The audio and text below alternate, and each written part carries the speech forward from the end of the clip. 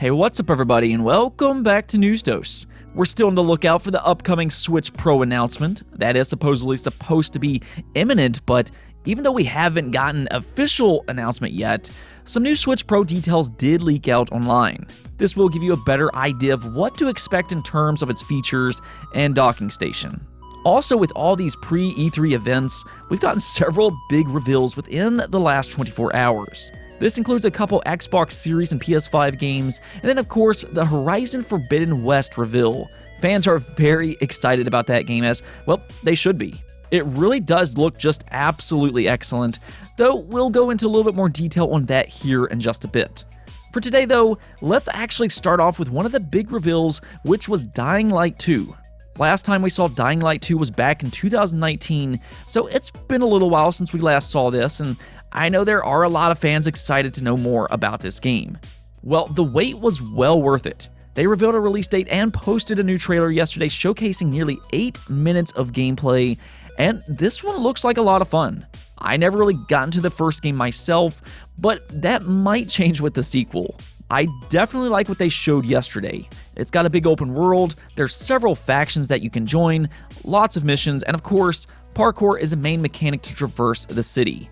That's where this game really separates itself from other zombie games. With that traversal system, it'll make exploring and escapes from hordes a little bit more interesting and fun.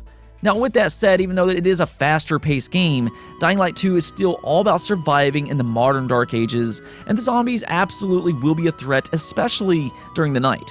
And I thought that was one of the more interesting things they talked about, but you can infiltrate different nests during the night while zombies are exploring the city a bit more. It'll still be dangerous and everything, but it is a good way to get high-end loot. So there is a nice risk-reward type of factor with this game and, infiltrating these different nests. That could be interesting, but what you're really going to want to know is the release date, and luckily, they did set a release date. Dying Light 2 will release on December 7th for the Xbox, PlayStation, and PC. Yeah, it's still a little ways away, but the holiday season is really starting to shape up now. We'll talk a little bit more about that later, actually, but let me know what you think of Dying Light 2. Are you convinced enough to buy this game day one, or do you need to see more? Maybe you need to wait for those reviews, but let me know in the comments below. Now, yesterday we also got the Sonic Anniversary event where they revealed multiple new Sonic games, and the one that has drawn the most speculation is that teaser right at the end. This is supposed to be the big next-generation Sonic game, though they didn't really show any gameplay, or really even talk about it. It was a very vague teaser, though since the original announcement, some things were discovered and partially because of Sega themselves. So what's happening is that in a press release, they may have accidentally revealed the name of this upcoming game, Sonic Rangers. This was sent over to Eurogamer, who reported on it, but then later on another press release was sent out removing the name completely. Now, maybe this was just a mistake, but metadata was also found in the leaked 4K video of the Sonic teaser referencing Sonic Rangers. So there is a possibility that this could be the name of this new game, or maybe it's just a code name. Either way, Sonic Rangers definitely seems to be linked to this game somehow, and while the name alone is not all that exciting per se, there's actually a little bit more to this story. I mean, come on, we're not just going to be talking about a simple name, are we? Of course not. So this is where the story gets a little bit more interesting. Earlier this year, there was a leak floating around where somebody claimed they did some focus testing on a Sonic game by the name of, as you guessed it, Sonic Rangers. Now, maybe this is just one big coincidence, but the name seems to be correct, which makes this leak at least intriguing, so we'll talk about it here real quick. Well, the way this game was explained was, it is a Breath of the Wild inspired Sonic game with a big open world, which is actually really interesting. That could have some potential if done right. Now, the person leaking this information didn't really seem to be too impressed, though if all this is true, it was likely a very early build and opinions will differ from person to person. From how it was being described though, or at least the way I take it, I think it does have some potential, though as always, with any kind of leak like this, you need to take it with a huge grain of salt. Now, we do have another event to talk about though. I mean, these last few days have just been really busy, and I'm just absolutely loving it. Welcome to the season of E3, and I'm sure it's going to get a lot better from here on out. Regardless, though, for today, Ubisoft revealed one of the most highly anticipated 2021 games, Far Cry 6. It did get a release date for October 7th. It was originally set to release early in the year, so that's quite the lengthy delay, but as I said earlier, that holiday period is really starting to shape up now. However, this was the official gameplay reveal, and there was some mixed reactions with this game, and I'm not going to talk for everybody here, but I'm going to give you my own raw opinions. First off, I think the gameplay is about what you'd expect. It looks really good with you playing as a guerrilla fighter. The customizations of all the different weapons is what really impressed me. As a guerrilla fighter, you're going to make everything useful in combat, and that makes for some very interesting weapons. I'm excited to see how exactly that all works. They also tease some pets in this game. We saw a crazy looking alligator in this game, as well as a dog right at the end. It seems like they're going to be doing some crazy stuff with all that, but we only got a small tease for that so far. The two things that always stands out to me though in Far Cry games is the world itself and the villains, and Far Cry 6 does seem special in that regard. Obviously, I want to see Giancarlo Esposito play as this kingpin-like character. He set out to complete a vision, but it's paid in blood. He's oppressed the community and enacted all of these brutal laws, which has started a bit of a revolution, hence your own character. That sounds enticing on paper, but as for the world itself, Far Cry 6 is set in the Caribbean island by the name of Yara, which was explained to be full of contrast. You're going to get those lush jungle areas alongside some more populated areas as well. I do think from a visual standpoint, the environments look absolutely gorgeous as well as the weapons, but the character models I felt were a little less than impressive. I mean, even the characters that you play as, which you do get to choose between female and male, which I like having options, but I thought they looked a little bit bland or even generic. I just was not impressed by the player models themselves in the demo that they showed today. Everything else I thought looked really good. Gameplay, scenery, and the villains are pretty much what you'd expect, but those player models could use some extra work in my opinion. Maybe you all feel differently though, and if you do, let me know in the comments below. I love hearing your all's opinions, so do definitely make sure to do that. Anyways though, this game is set for an October 7th release, so definitely look forward to that this holiday. Next up, let's take a break from all these events for just a moment and talk about the Switch Pro, because that thing just continues to leak out. I know we've talked about the Switch Pro a lot in the last year, and maybe some of you are a little bit tired of that, but yeah, more details did leak out, and this time from a Chinese accessory manufacturer that reportedly has access to the new Switch console, and has already seen it. This is being reported by Vandal, which has gotten things correct in the past, but without further ado, let's check out these new Switch Pro details. So reportedly, this console will have 4K TV output. No big surprise there, as that's what we've been hearing about for quite a long time. And then also a larger handheld screen, though without actually increasing the size of the Switch itself. The reason for that is because they're essentially going to remove the black borders on the tablet, which will increase the size of the screen. No wasted space this time, which is a nice improvement, and this is also very believable. We've heard similar things to this in the past. Pretty much every leak agrees that the Switch Pro will remove the bezels and increase the size of the screen. So that's not really a major surprise either, but the rest of this is all new information. Because the size of the tablet is technically the same, current Joy-Cons will be compatible with this device. That should make a lot of fans happy that spent money buying Joy-Cons over the years. I know stick drift is still a major problem though. I've had that issue myself, so I mean, it's definitely a problem, and I know there's hope that Nintendo fixes that issue up. Maybe they fix the inside of these things with a revision, but from the sounds of it, we should not expect a major redesign of the Joy-Cons. Another interesting aspect to this leak though was that it has a Surface-style flap, which is a minor but noteworthy improvement. I really don't like the stand on the current Switch, so that's a welcome addition. And then the docking station will be wider as it supports two 3.0 USB ports. The current Switch dock is 2.0, so again, it's a minor but noteworthy improvement. Obviously, the two big changes are 4K TV output and the handheld screen being bigger, and very possibly being an OLED screen. I'm really excited about that myself, as I do prefer playing in handheld mode, but one last thing was mentioned in this report, and that is a release date for Europe. Now, yesterday Bloomberg stated that the Switch Pro could release as early as September, but that's not set in stone. Vandal is actually saying that in Europe, it will get the Switch Pro at the end of November with limited supply. And that's the big concern, as I mentioned yesterday. They do say limited here, and this could be a very hot product this holiday, so I'm just going to go ahead and repeat what I said yesterday. An announcement of the Switch Pro is supposed to happen before E3, and if you're interested in buying this thing, pay attention to how they have pre-orders set up. As soon as the pre-orders go live for this thing, as long as it's from a reputable retailer, do not hesitate and just pre-order it. If you change your mind, you can just simply cancel it later, but if you miss out on that pre-order, there is a strong possibility that, yes, you might not get one this holiday at all.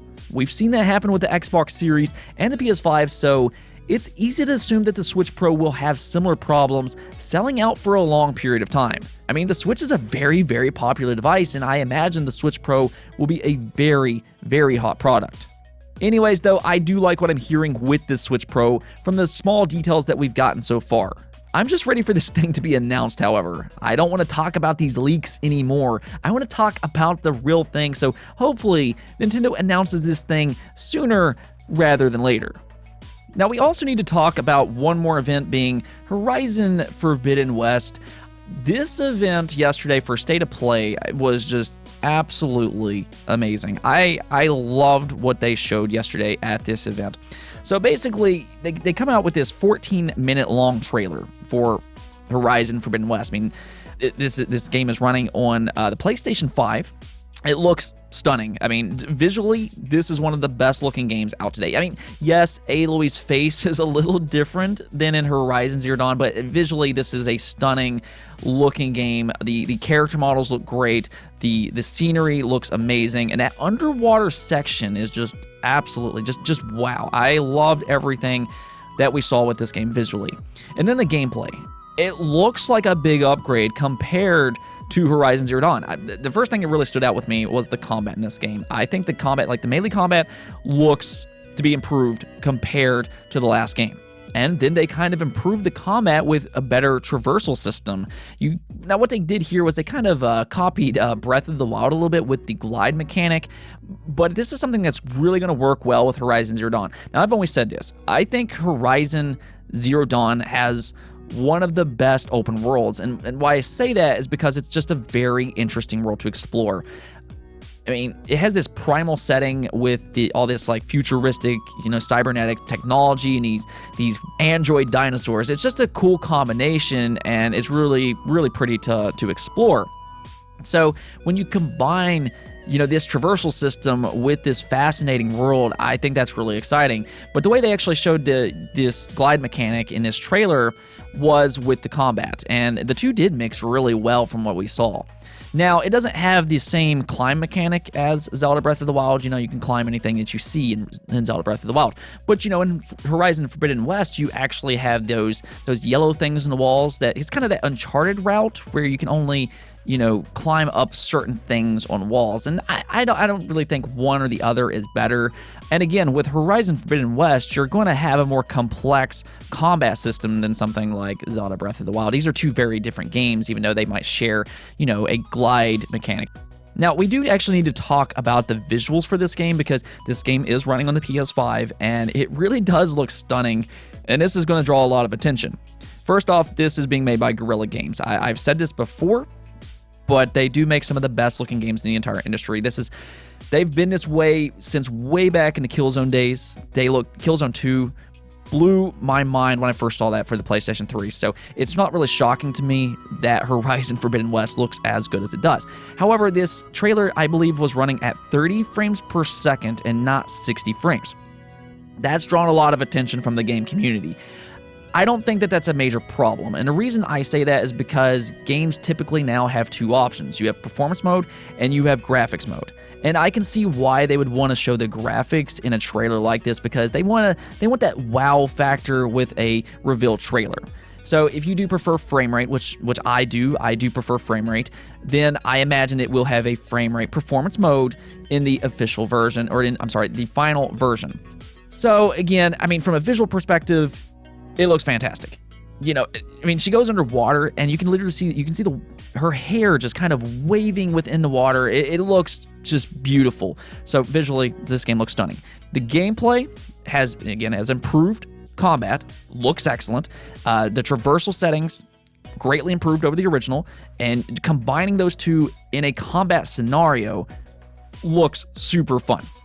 So both gameplay and visuals look great. Now, the verdict's still out in the story. I wasn't huge into the story of the first game. I think it's interesting, but I wasn't huge into the characters or the story itself. So I want to see them improve with the story for the second game. But overall, I just cannot wait to play this game. But we don't know the release date still. They did not reveal the release date here, and that was a bit of a surprise. I was kind of expecting them to end with like, oh, this is going to be releasing in November of 2021, but they actually did not do that. So this does bring up the concern. Will this release in 2021, or will it be pushed back to 2022? And realistically, I think it is possible that this game could be pushed back to early 2022.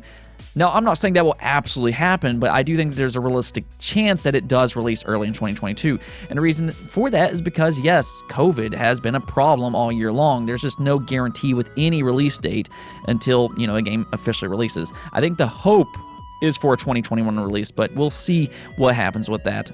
Now, I will say, with them releasing 14 minutes of gameplay, that does at least show confidence that they have made a lot of development with this game. So there is a big possibility that it still does release in 2021. It was just surprising that they didn't actually give a release date here. I thought they would have done that, and because they didn't, it does give you the impression that they still have not set an official release date themselves, or otherwise they would have set it here. Still going to cross my fingers with that. There could be another state of play later this year, maybe sometime in the fall, where they come out and say, hey, it's going to be releasing in 2021, and this would be their big holiday release, and that would be huge for the PlayStation brand. Anyways, though, let me know what you thought of this trailer, because again, I thought it looked amazing. Cannot wait to play this game, but let me know what you guys thought of this trailer. Let's talk about the poll of the day, though. Dragon Quest XII was revealed, and they kind of hinted that the combat will be different than past entries. Now, typically, Dragon Quest has been a turn-based franchise, so when they say something like this, the assumption becomes, well, it's going to be an action RPG instead. Now, I've been seeing some mixed responses on this topic, so I asked you all, what would you prefer? And the results really surprised me. You all did vote for Dragon Quest XII to be an action RPG. You all did bring up some interesting points, however. We have several turn-based Dragon Quest games, so making an action RPG could help it stand out in the franchise. Who knows, it could end up really surprising some people, but I actually like what Jerry said in the comments. Jerry said it would be cool if they let you choose, and I didn't really think about that before, but this did get me to thinking. Square Enix did do this with Final Fantasy VII Remake, so maybe we could see something similar with Dragon Quest XII. Maybe you could choose what gameplay style you like, and we can't rule that out just yet. I think that would make both sides very happy, but regardless, I'm excited to see what they do with Dragon Quest XII.